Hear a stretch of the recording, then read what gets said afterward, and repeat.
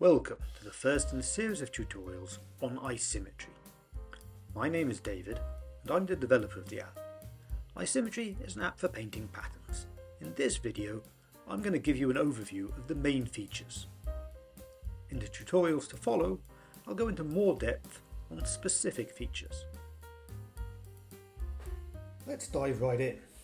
When you first open the app, you find yourself in the gallery with a few pieces of sample artwork. To create a new artwork, tap the plus button. This brings up the Symmetry selector. These are all the different kinds of pattern that we can create. These are called Wallpaper Groups. Every pattern is formed from some motif that is repeated through reflections, rotations, and other transformations. Turns out there are just 17 possible ways to do this, 17 wallpaper groups. And these diagrams give you an idea of what's going on with each one. They show you what is going to happen to your brush strokes when you paint. So don't worry if these look a little bit complicated. iSymmetry is going to do the hard work for us. So just pick one and have a go. I'm going to choose P6, which has rotations of 60 degrees. We have to choose the tile size. And we have a nice blank canvas and we can start to paint.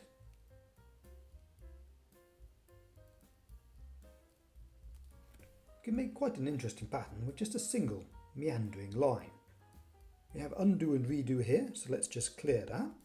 If we tap this button down on the left, we get some options. And the feature I want to show you right now is we're going to switch on guides. And this can be really helpful to see the structure of what's going on. Those diagrams we saw for the wallpaper groups are just showing with arrows like this what happens to a drawing as it gets repeated around the pattern. The colour picker is here on the right. We can choose a hue from the spectrum along the bottom here. And this square region controls saturation and brightness. We have light and dark going vertically and saturation going horizontally. We also have opacity here and red, green and blue here if you prefer that.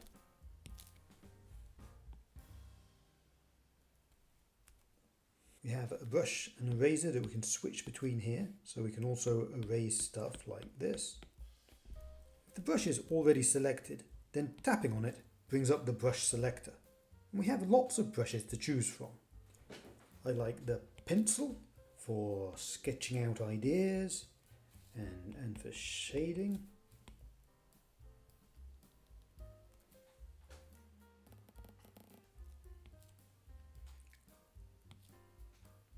The airbrush is very soft.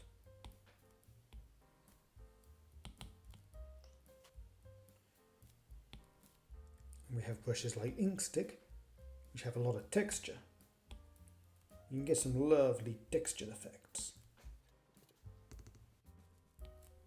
If you tap on the selected brush, you get some slider controls, so you can get a range of effects.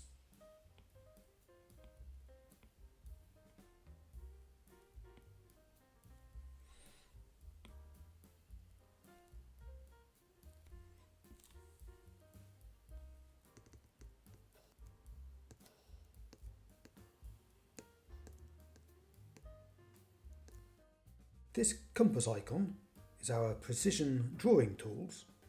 Make sure you have the brush selected because we don't want to be erasing. You can drag out a line like this, and then you get two anchor points you can position very precisely.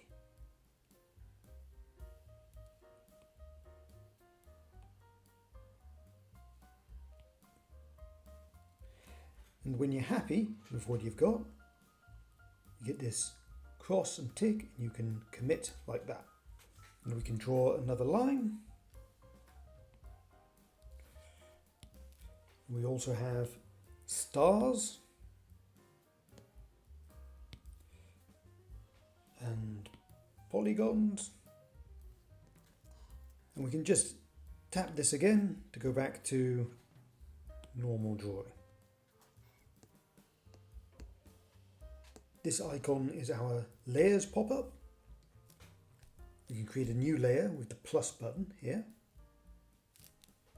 And this layer is now on top. So you can see we're drawing on top there. If we press and hold the layer, we can rearrange it, move it below. You can see it's now below. So we're now painting beneath. From the layers pop-up, you can also change the background colour. So here we can change the background to whatever colour we like. Tap this icon to get back to the gallery, and this is where you'll find all your artwork. You can slide your artwork back to reveal some options. We can duplicate, we can delete and confirm. And you can also share. The top button will export a single tile which you can use in other applications.